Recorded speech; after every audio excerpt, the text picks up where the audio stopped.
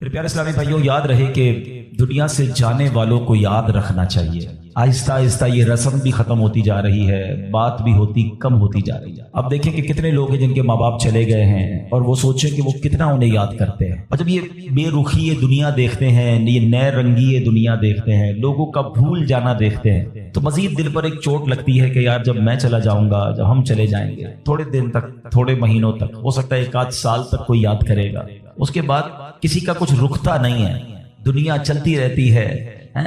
وہ کہتے نا، ایک قبر پر ایک کتبہ لگا ہوا تھا، مجھے لگتا تھا میں اہم تھا اور یہی میرا وہم تھا۔ ہمیں لگتا ہے میں بہت اہم آدمی ہوں، میرے جانے سے بڑا فرق پڑ جائے گا، میں نہیں ہوں گا تو بہت لوگوں کو امپیکٹ کریٹ ہوگا۔ یہ بھول ہے ہماری۔ دنیا پہلے سے چل رہی ہے اور اب بھی چلتی رہے گی۔ اب تو اور بے رخی ہو گئی ہے۔ پہلے چلے لوگ ماں باپ کو، مرنے والوں کو بہت یاد کرتے تھے، جیسے جیسے دن گزرتے جا رہے ہیں لوگوں کے بس صرف گھر والے، چونکہ وہ بہت کلوز ہوتے ہیں، ان کو شاید یاد زیادہ رہتا ہے، باقی دوست احباب دنیا والے تھوڑے عرصے کے بعد سب کی اپنی زندگی ہے، سب کا اپنا معمول ہے، اور یہ ہم سب کو احساس دلاتا ہے کہ میں اور آپ بھی جائیں گے اور پھر شاید دنیا میں یاد کرنے والا کوئی نہیں ہوگا۔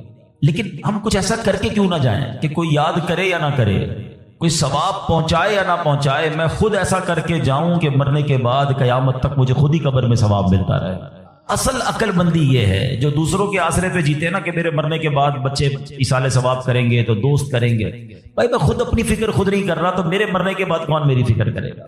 ہم سب کی عمر سے چھوٹے لوگ دنیا سے جا چکے ہیں۔ کبھی قبرستان جا کر چیک کر لینا، آپ کو چھوٹی سی قبر بھی ملے گی۔ وہ چھوٹی قبر کیوں ہوتی ہے؟ وہ چھوٹا بچہ ہوتا ہے جو دنیا سے چلا گیا ہے۔ جوانوں کی قبر بھی ملے گی، بوڑھوں کی قبر بھی ملے گی۔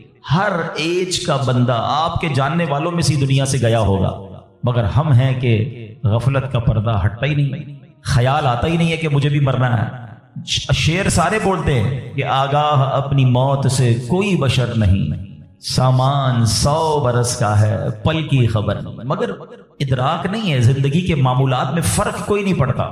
بندہ کہے نا یار کہ مجھے موت کی فکر ہو گئی ہے، اب میں تیاری کروں گا موت کی، مگر زبانی خرچ تو سارے ہی کرتے ہیں۔ کسی کی میت پہ جائیں تو ایسی بڑی بڑی باتیں لوگ کرتے ہیں، بھائی اللہ کی مرضی تھی، ہر کسی کو جانا ہے، اپنے کرنی کا پھل بھگتنا ہے۔ لیکن جو یہ کہہ رہا ہے، کیا وہ اپنے آپ سے بھی کہتا ہے کہ تجھے بھی جانا ہے؟ تو نے تیاری کر لی جانے کی؟ آج بھی تو جا سکتا ہے۔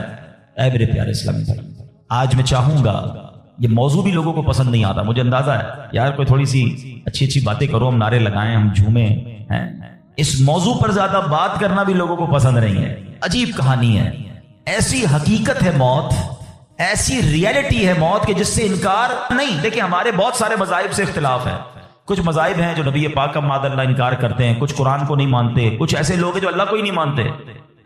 کتنے اختلاف ہیں لوگوں میں، دنیا بھر میں الگ الگ قسم کے ریلیجن ہیں، دہریت والے لوگ ہیں، کمیونسٹ لوگ ہیں، عجیب عجیب لوگ ہیں جن کا آپس میں ہمارا بڑا اختلاف ہے۔ معاذ اللہ کچھ لوگ ہمارے نبی کو آخری نبی نہیں مانتے، لیکن ایک حقیقت ایسی ہے جو دنیا کا ہر مذہب مانتا ہے، دنیا کی ہر قوم مانتی ہے، دنیا کا ہر بندہ، عقل مند ہو یا بے وقوف ہو، جناب پڑھا لکھا ہو یا جاہل ہو، مرد ہو یا عورت ہو، پاکستانی ہو یا امریکی ہو، all around the world everybody must acknowledge that۔ وہ کیا ہے؟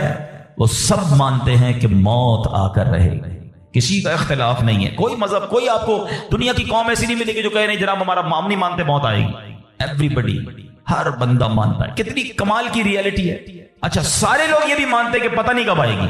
ایک تو ہونا کہ بھائی کچھ لوگ کہتے ہیں ہاں موت آئے گی مگر ہم کو پتہ ہے، nobody knows، کسی کو بھی نہیں پتا کب آئے گی، یہ پتہ ہے آئے گی اور بچ کوئی نہیں سکتا۔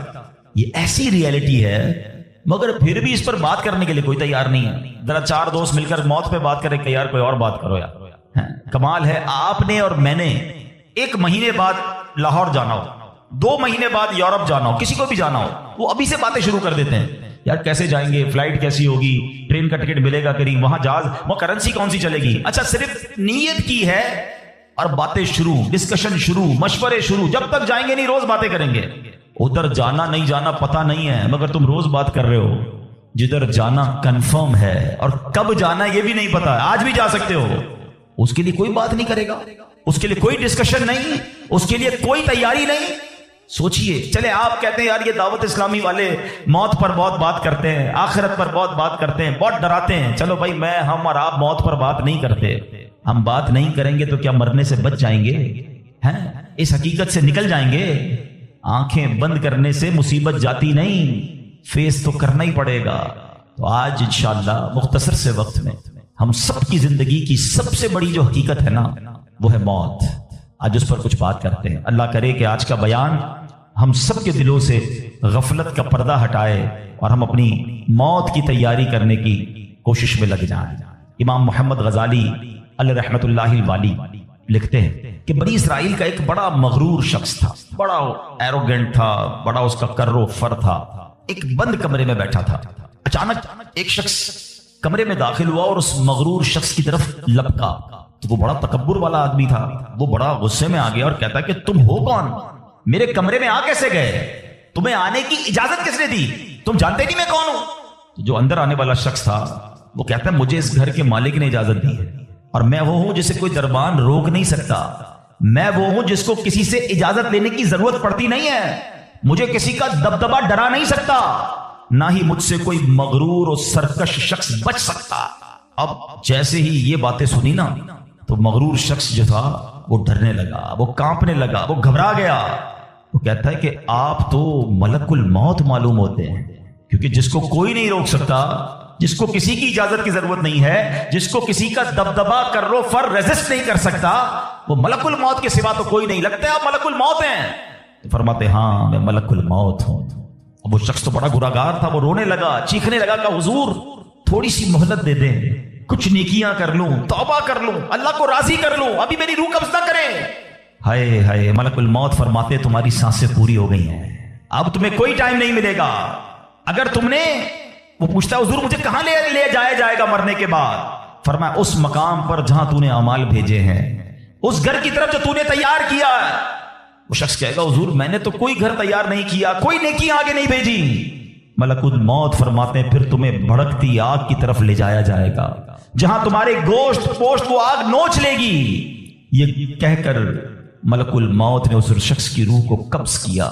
उसके पूरे घर में कोहराम मच गया, घर वाले रोने लगे। ऐ मेरे प्यारे इस्लामी भाइयों, ये वाकया हम सबको क्या सिखा रहा है कि जब मौत आनी है ना, जब वो वक्त आ जाना है, तो फिर एक मिनट भी आगे पीछे नहीं हो सकेगा, कोई उसको डिले नहीं कर सकेगा, बल्कि जिस हालत में होंगे ना उसी हालत में रूह कब्ज कर ली जाएगी। हमारी मौत का वक्त लिखा है, मकाम भी लिखा है, ये चेंज नहीं हो सकता।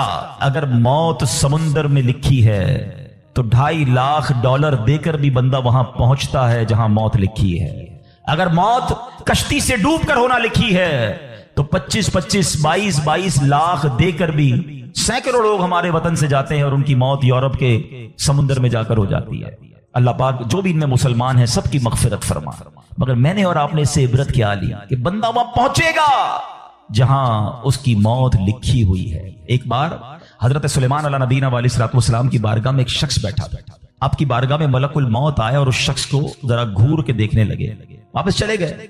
वो शख्स कहता हुजूर ये कौन थे जो आए थे और मुझे घूर के देख रहे थे। फरमाया ये मलकुल मौत थे। कहता हुजूर लगता है मेरी रूह कब्ज करने वाले हैं, आप मेहरबानी करें, आपकी तो हवा पर हुकूमत है, आप हवा को हुक्म दें कि हवा मुझे उड़ाए और मुझे हिंदुस्तान ले जाए।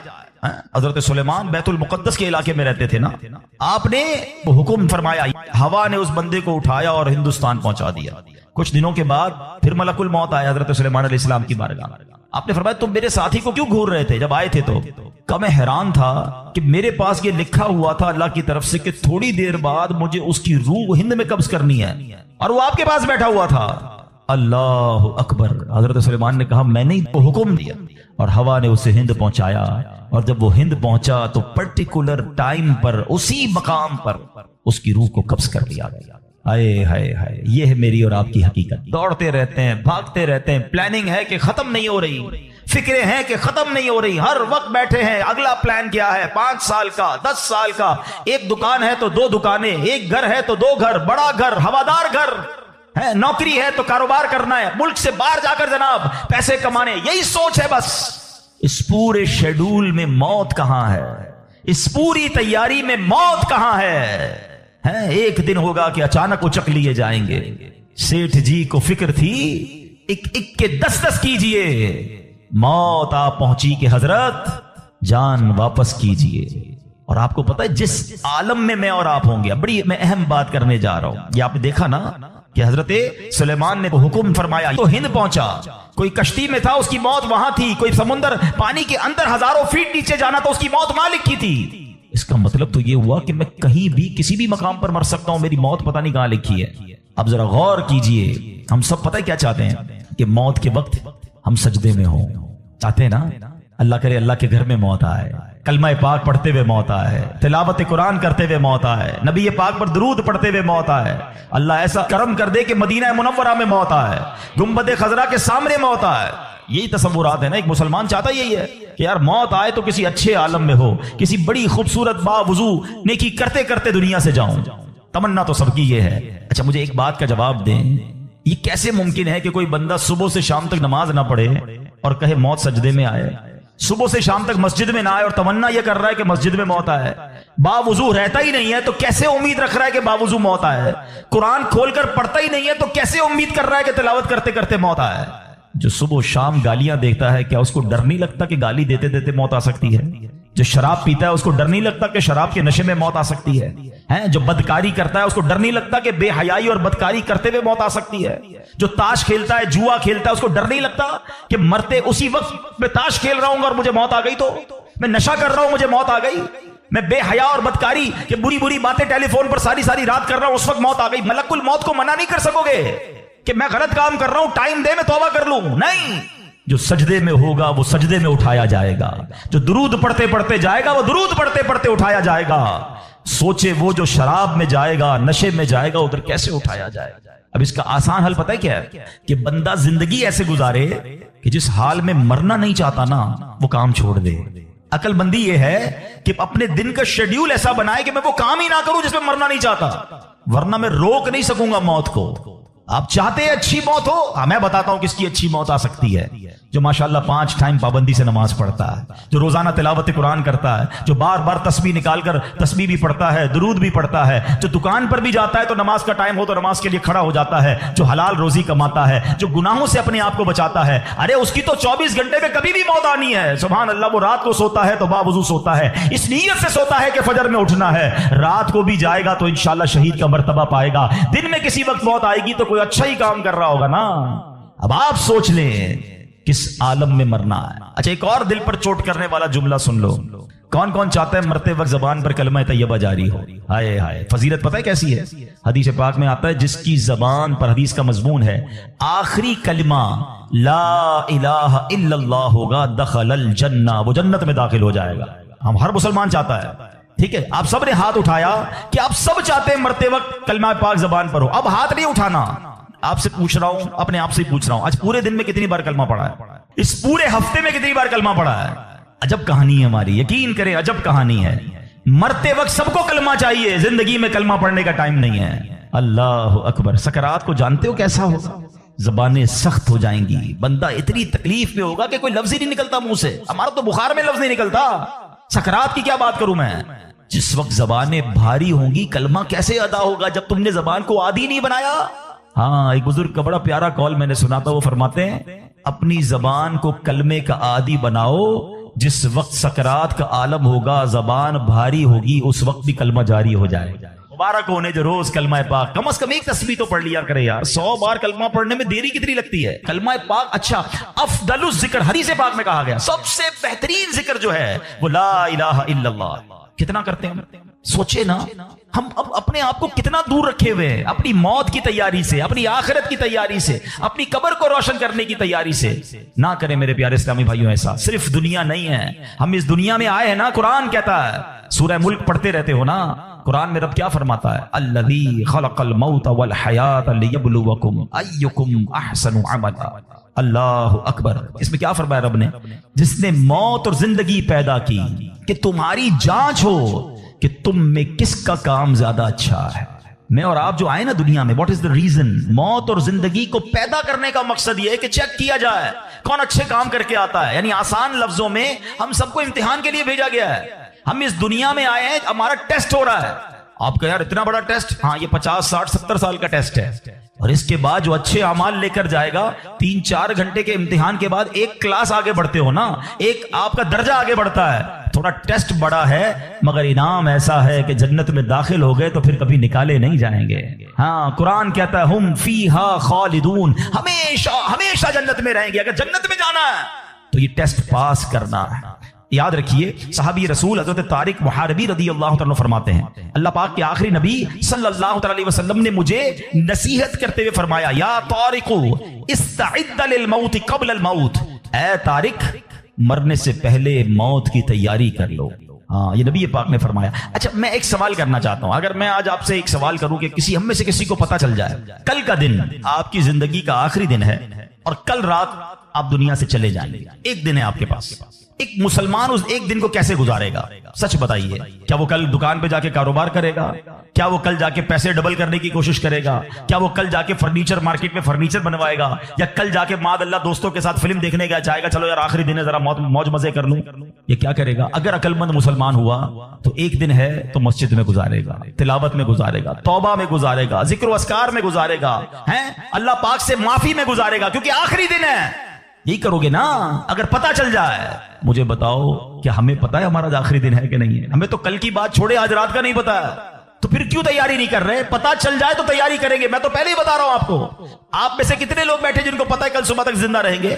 مجھے بھی نہیں پتا، آپ کو بھی نہیں پتا. جب پتہ ہی نہیں ہے تو پھر کیوں تیاری نہیں کر رہے؟ پھر کیوں توبہ نہیں کر رہے؟ پھر کیوں حرام کی طرف ہم جاتے ہیں؟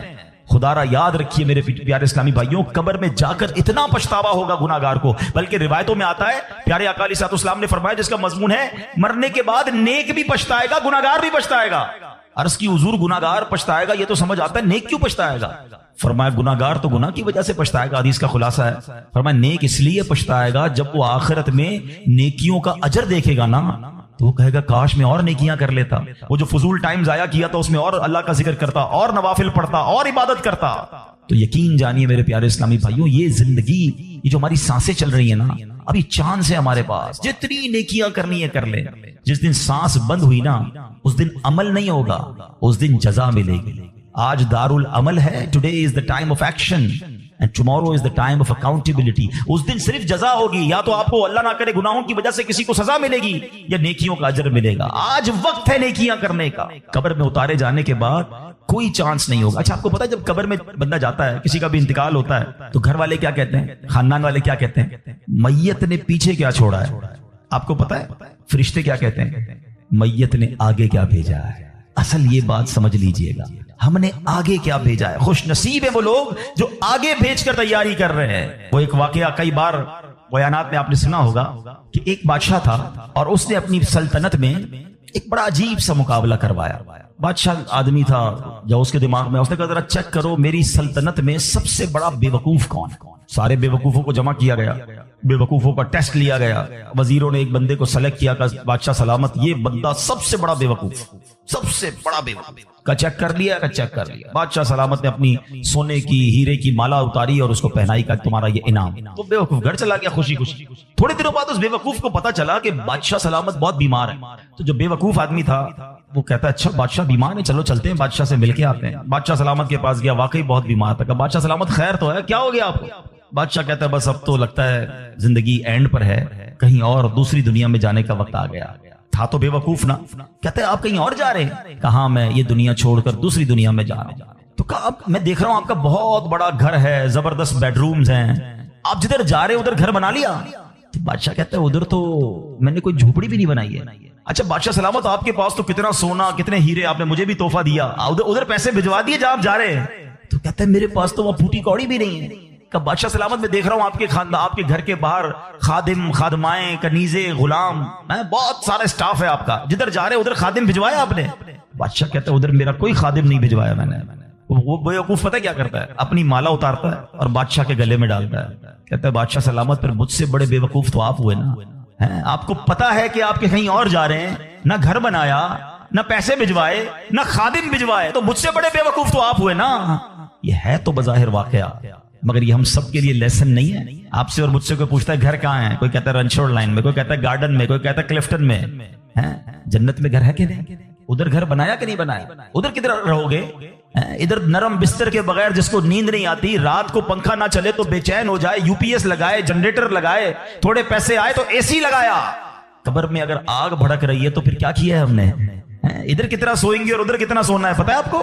حضرت آدم علیہ السلام سے لے کر آج تک لوگ قبر میں جا رہے ہیں، ہم قبر میں اتار رہے ہیں لوگوں کو، سب قبر میں ہزاروں سال سے ہیں، پتہ نہیں کتنے سو کتنے ہزار سال رہنا پڑے گا، مگر قبر روشن ہے کہ نہیں کوئی ٹینشن نہیں کسی کی۔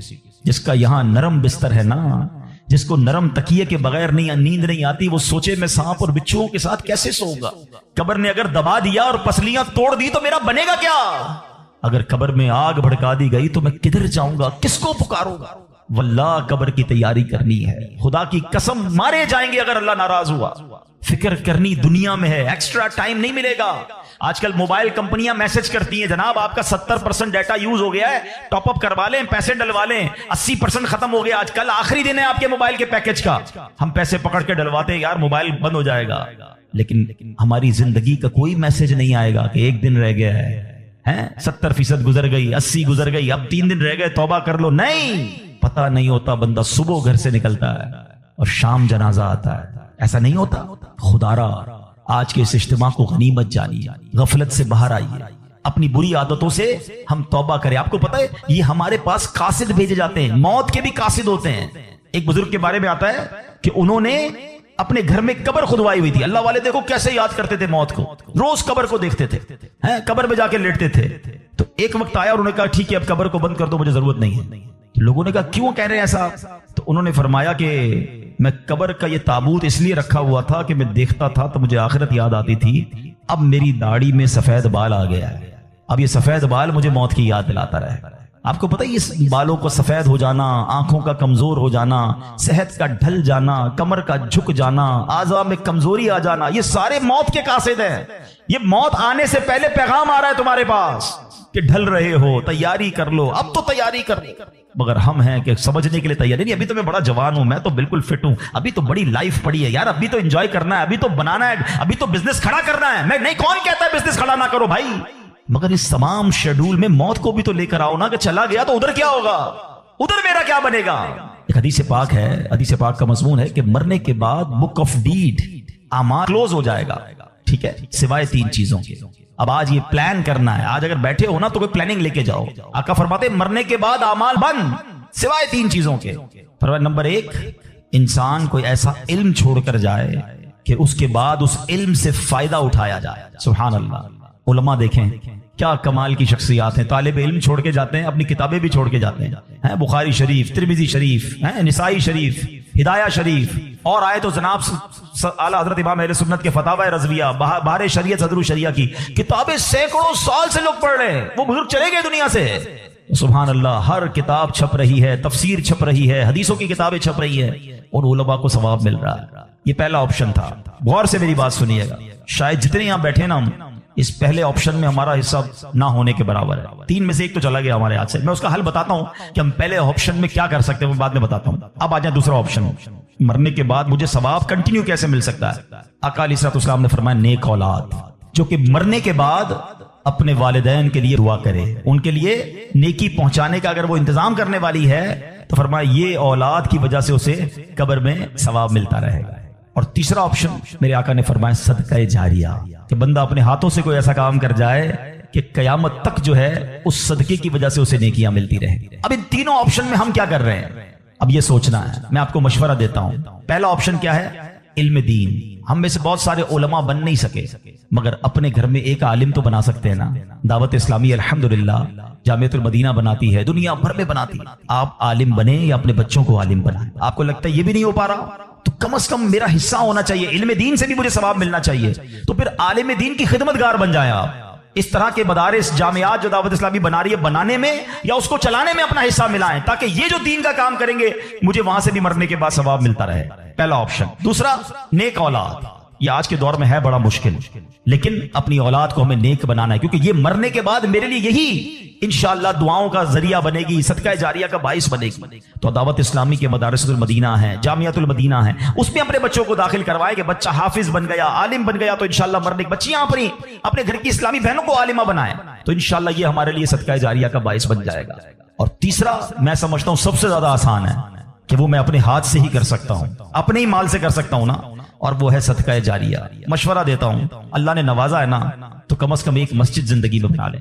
میرے نبی علیہ الصلوۃ والسلام کے سچے وعدے ہیں، جو اللہ کے لیے مسجد بناتا ہے اللہ اس کے لیے جنت میں گھر بناتا ہے۔ ہاں یہ وہ صدقہ جاریہ ہے، بندہ چلا جائے دنیا سے ثواب ملتا رہے گا۔ اچھا اگر پوری مسجد نہیں بنا سکتے، مسجد میں حصہ ملا دیں۔ دعوت اسلامی تو پوری دنیا میں بنا رہی ہے نا، تو یہ تینوں آپشن جو مرنے کے بعد کام آنے والے ہیں۔ اچھا صرف مسجد نہیں، یتیم خانہ دعوت اسلامی بنا رہی ہے، شجر کاری پورے پاکستان میں کر رہے ہیں، کتنے نیکی کے کام دعوت اسلامی کر رہی ہے، صدقہ جاریہ وہ کر جائیں تو انشاءاللہ مرنے کے بعد وہ ہمیں قبر میں ملتا رہے گا۔ تو بہرحال اللہ کرے کہ آج کے اس اجتماع میں اور آپ یہ سوچنے میں کامیاب ہو جائیں کہ مجھے مرنا ہے اور مرنے کے بعد مجھے قبر میں پھنسنا نہیں ہے، میں کچھ ایسا کر کے جاؤں کہ قبر میں بھی خوشحال رہوں، ادھر بھی نبی پاک کے جلوے ہوں، ادھر بھی میری قبر جنت کا باغ بن جائے۔ تو اللہ کرے کہ ہم سب اس سوچ کے حامل بن جائیں کہ مجھے مرنا ہے اور پتہ نہیں کب مرنا ہے، تو جب بھی مرنا ہے انشاءاللہ کلمے کے ساتھ مرنا ہے۔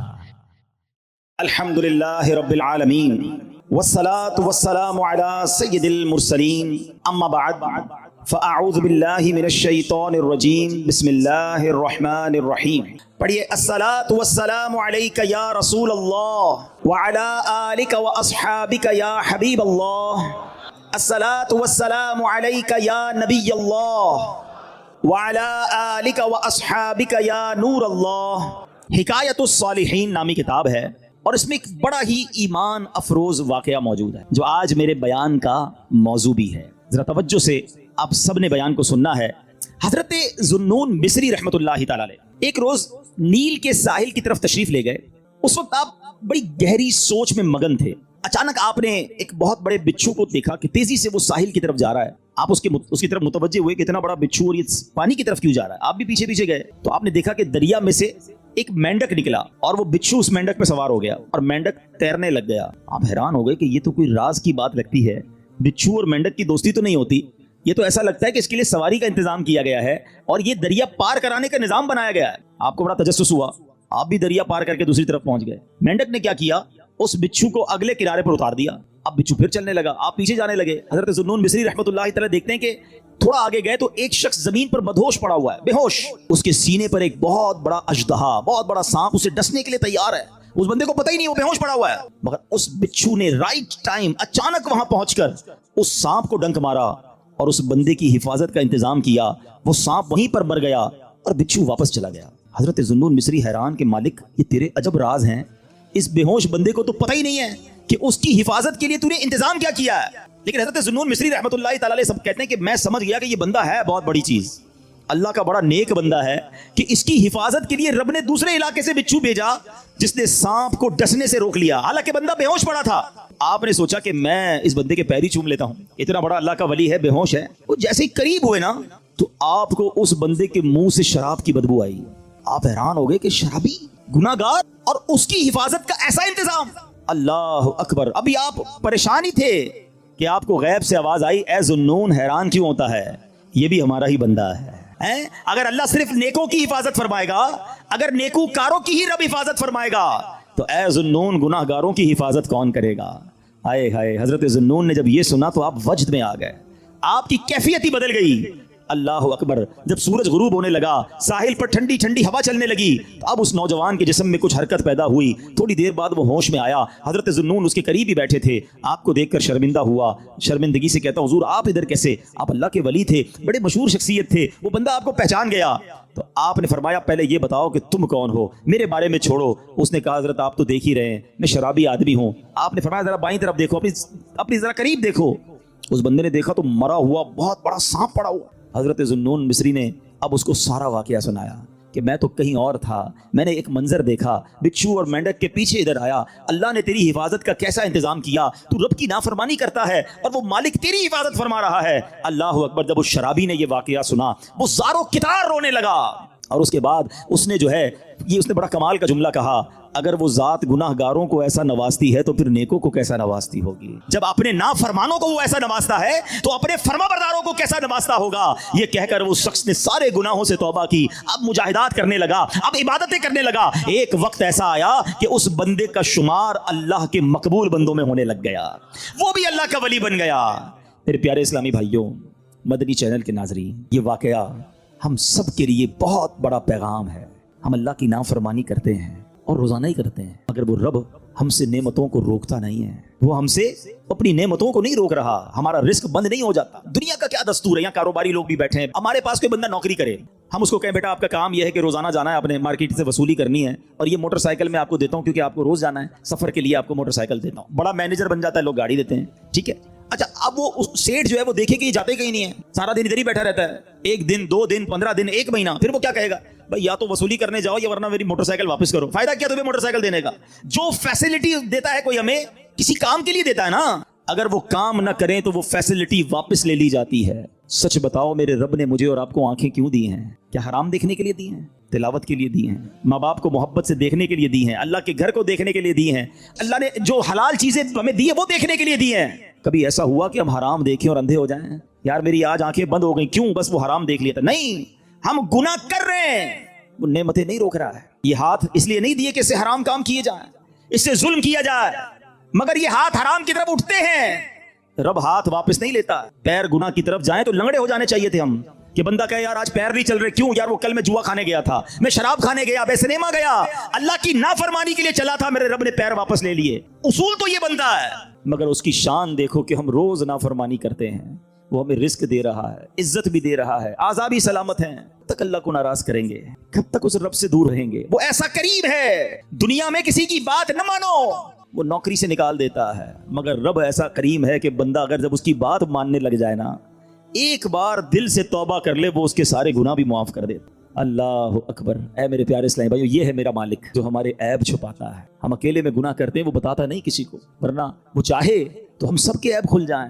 جو لوگ ہمیں عزت سے دیکھتے ہیں، جو محبت سے ملتے ہیں، جو ہمیں بڑے نیک سمجھتے ہیں، اللہ تو جانتا ہے نا ہماری حالت کیا ہے۔ پنجابی شاعر کہتا ہے نا، دنیا والوں کو پتہ چل جائے نا ہمارا ایک عیب، ایک فوراً میسج چلائیں گے، پتہ چلا اس نے یہ کیا ہے، ہاں ماں باپ بھی گھر سے نکال دیں گے۔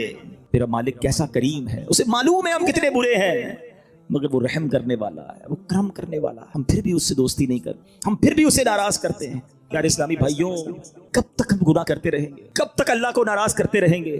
اگر وہ مالک ناراض ہو گیا تو برباد ہو جائیں گے۔ اس کی رحمت چاہتی ہے کہ میں اور آپ بخشے جائیں، مگر ہم ہیں کہ یا تو توبہ نہیں کرتے، اور توبہ کرتے ہیں تو پھر اس پر قائم نہیں رہتے۔ حالانکہ نبی پاک علیہ الصلوۃ والسلام کی کیسی کیسی حدیثیں ہیں کہ جو توبہ کرتا ہے اللہ اس سے کتنا راضی ہوتا ہے۔ آئیے حدیث پاک سنانے سے پہلے میں آپ کو قرآن پاک کی آیت سناتا ہوں۔ اللہ کریم قرآن مجید میں ارشاد فرماتا ہے، سورہ بقرہ میں 2 پارے آیت نمبر 222 میں ارشاد فرماتا ہے، ان اللہ یحب التوابین، بے شک اللہ پسند کرتا ہے بہت توبہ کرنے والوں کو۔ اور اللہ جب توبہ قبول کرتا ہے نا تو سنو کیسا کریم ہے۔ دنیا میں اگر ہمارا کوئی جرم ہو جائے نا، کوئی خطا ہو جائے، مثال کے طور پہ کسی کی پولیس میں کوئی رپورٹ درج کر دی جائے، تو جب بھی آپ کسی کا ریکارڈ نکالتے ہیں نا، بے شک وہ مقدمہ ختم بھی ہو گیا ہو، یا سزا ہو گئی ہو، یا سلو ہو گئی ہو، لیکن جب آپ بندے کا کریکٹر سرٹیفکیٹ نکالتے ہیں تو اس کا وہ جرم آ جاتا ہے کہ اس نے 10 سال پہلے یہ غلطی کی تھی، 15 سال پہلے اس پر یہ مقدمہ ہوا تھا۔ نہ لوگ بھولتے ہیں، نہ دنیا بھولتی ہے، مگر دیکھو میرے رب کی شان کیسی ہے کہ اللہ ایسا کریم ہے، قرآن میں فرماتا ہے کہ جب اللہ توبہ قبول کرتا ہے تو صرف گناہ معاف نہیں فرماتا، گناہوں کو نیکیوں سے بدل دیتا ہے۔ ہاں جتنے گناہ ہیں نا وہ سارے نیکیوں میں بدل دیے جاتے ہیں۔ اللہ کریم قرآن مجید میں ارشاد فرماتا ہے، مگر جو توبہ کرے اور ایمان لائے اور اچھا کام کرے تو ایسوں کی برائیوں کو اللہ بھلائیوں سے بدل دے گا، اور اللہ بخشنے والا مہربان ہے۔ ارے میرے رب کی رحمت تو دیکھو کہ جب بندہ سچے دل سے توبہ کرتا ہے اس کی عطائیں کیسی ہیں، سبحان اللہ سبحان اللہ۔ اللہ کے حبیب صلی اللہ تعالی علیہ وسلم کی میں آپ کو حدیث سناتا ہوں کہ رب کریم کس طرح توبہ کرنے والوں پر مہربانی فرماتا ہے۔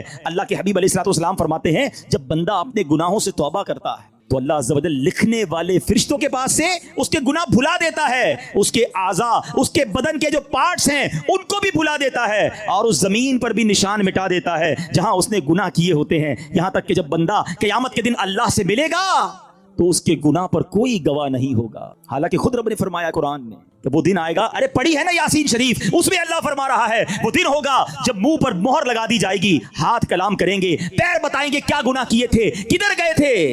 اگر توبہ نہیں کرو گے تو پھر بچ نہیں پائیں گے، لیکن اگر توبہ کر لیتے ہیں، اللہ سے دوستی کر لیتے ہیں، اللہ کو راضی کر لیتے ہیں، تو وہ ایسا کریم ہے کہ وہ پچھلے سارے گناہوں کو معاف کر دیتا ہے۔ ہم پھر کیوں اللہ کی نافرمانی کریں؟ ارے دنیا کا دستور کیا ہے، کوئی ہمارے ساتھ بھلائی کرتا ہے ہم کیا کہتے ہیں؟ نہیں یار اس کو ناراض نہیں کرنا ہے، اس نے مجھے نوکری دلائی تھی، اس کو ناراض نہیں کرنا ہے، اس نے مجھے قرضہ دیا تھا، نہیں نہیں یار اس کو تو بالکل بھی ناراض نہیں کرنا ہے، مشکل وقت میں میرے کام آیا تھا، دنیا میں ایک کوئی احسان کر دے، تم کہتے ہو وہ ناراض نہیں ہونا چاہیے۔ جو صبح و شام رب احسان کر رہا ہے اس کی ناراضگی کا کوئی خوف نہیں کہ وہ ناراض نہ ہو جائے، میرا مالک مجھ سے ناراض نہ ہو جائے۔ سنو، توبہ کرنے والے کس قدر اللہ کو پسند ہیں۔ اللہ کے حبیب علیہ الصلوۃ والسلام فرماتے ہیں، ابن ماجہ کی حدیث ہے، کل بنی آدم خطاء، آقا فرماتے ہیں سارے انسان خطا کار ہیں، غلطیاں تو سب سے ہو جاتی ہیں، مگر فرمایا وخیر الخطائین التوابون، فرمایا خطا کاروں میں بہتر وہ ہیں جو توبہ کر لیتے ہیں، غلطی ہوتی ہے تو معافی مانگ لیتے ہیں، سر کو جھکا لیتے ہیں، اللہ سے عرض کرتے مولا آئندہ نہیں کروں گا، اور اس کی بارگاہ میں ندامت کا اظہار کرتے ہیں۔ ایک اور جگہ میرے آقا علیہ الصلوۃ والسلام فرماتے ہیں، تم سب میں بہترین وہ ہیں جو فتنوں میں مبتلا ہو اور توبہ کرتا ہو، یعنی اگر گناہ ہو جائے فوراً معافی مانگ لے۔ اچھا، ہمارے کچھ لوگوں کا توبہ کا اسٹائل بھی بڑا عجیب ہے، توبہ توبہ استغفر اللہ، گالوں پہ چپت لگا لی مگر کوئی شرمندگی نہیں ہے۔ ارے ایسی توبہ تو خود توبہ کی محتاج ہے۔ توبہ دل سے ہوتی ہے، توبہ شرم کے ساتھ ہوتی ہے، توبہ ندامت کے ساتھ ہوتی ہے، اور جب ندامت کے ساتھ بس ایک لمحے کی توبہ ہونا، اللہ پچھلے سارے گناہ معاف کر دیتا ہے۔ صرف معاف نہیں فرمائے گا، وہ تمہارے گناہوں کو بھی نیکیوں سے بدل دے گا۔ اب ہم توبہ میں کیوں تاخیر کریں، کیوں اس سے دوستی نہ کر لیں؟ اے میرے پیارے اسلامی بھائیوں، توبہ کی تو کیا شان ہے۔ آؤ میں اللہ کی رحمت کا ایک اور واقعہ سناتا ہوں۔ مکاشفۃ القلوب میں امام غزالی علیہ رحمۃ اللہ الوالی نے یہ واقعہ لکھا۔ بنی اسرائیل میں ایک نوجوان تھا، 20 سال تک تو اس نے اللہ کی خوب عبادت کی، پھر اگلے 20 سال اس نے اللہ کی بہت نافرمانی کی، پھر آئینہ دیکھا تو داڑھی کے بال سفید ہو گئے تھے، پھر وہ غم زدہ ہو گیا اور کہنے لگا، اے میرے خدا، میں نے 20 سال تک تیری عبادت کی، 20 سال تک میں نے تیری نافرمانی کی، اب میں تیری طرف آؤں گا تو میری توبہ قبول ہو جائے گی، یا اللہ تو مجھے معاف کر دے گا۔ اس نے کسی کہنے والے کی آواز سنی، تم نے ہم سے محبت کی، ہم نے تم سے محبت کی، پھر تو نے ہمیں چھوڑ دیا، ہم نے بھی تجھے چھوڑ دیا، تو نے ہماری نافرمانی کی، ہم نے تمہیں مہلت دی، اور اگر اب تو توبہ کر کے ہماری طرف آئے گا تو ہم تیری توبہ قبول کر لیں گے۔ یہ ہے اس کی رحمت۔ اے میرے پیارے اسلامی بھائیوں، اب ہم کیوں نہ رب سے محبت کریں، کیوں نہ ہم اللہ سے پیار کریں، اور کیوں نہ سچی توبہ کر لیں۔ ہمارے آس پاس سے لوگ اٹھ رہے ہیں، میری بھی باری آنے والی ہے، آپ کی بھی باری آنے والی ہے، ہم کس انتظار میں ہیں؟ شیطان کے کس وار میں ہیں؟ ہم توبہ میں تاخیر کیوں کر رہے ہیں؟ ارے کب اللہ کو راضی کریں گے؟ کب تک اللہ کو ناراض کرتے رہیں گے؟ کب تک نمازیں قضا ہوتی رہیں گی؟ کب تک آنکھیں حرام دیکھتی رہیں گی؟ کب تک میرے اور آپ کے کان حرام سنتے رہیں گے؟ اے حرام کمانے والے، کب تک حرام کماتا رہے گا؟ بدکاری کرنے والا، بے حیائی کرنے والا، نام محرم لڑکیوں اور عورتوں سے دوستیاں کرنے والا سوچے کب تک تم یہ گل چھڑے اڑا لو گے؟ جوا کھیلنے والا سوچے کب تک میں یہ کام کر لوں گا؟ ارے اچانک یہ اعلان ہوگا کہ فلاں کا انتقال ہو گیا ہے، ہمارے ہی دوست ہمیں کاندھوں پر اٹھائیں گے، ہمیں قبر میں ڈال کر آ جائیں گے۔ یہ دوست جو آج تھوڑی سی ہماری گھبراہٹ پر ہمارے ساتھ کھڑے ہو جاتے ہیں، پتہ ہے جب قبر میں اتاریں گے نا تو لوگ کہہ رہے ہوں گے ذرا صحیح طریقے سے مٹی ڈالو، کوئی سوراخ باقی نہ بچ جائے، ہوا بھی نہیں چھوڑیں گے، ایک سوراخ بھی نہیں چھوڑیں گے، مجھے اور آپ کو تنہا قبر میں چھوڑ کر آ جائیں گے۔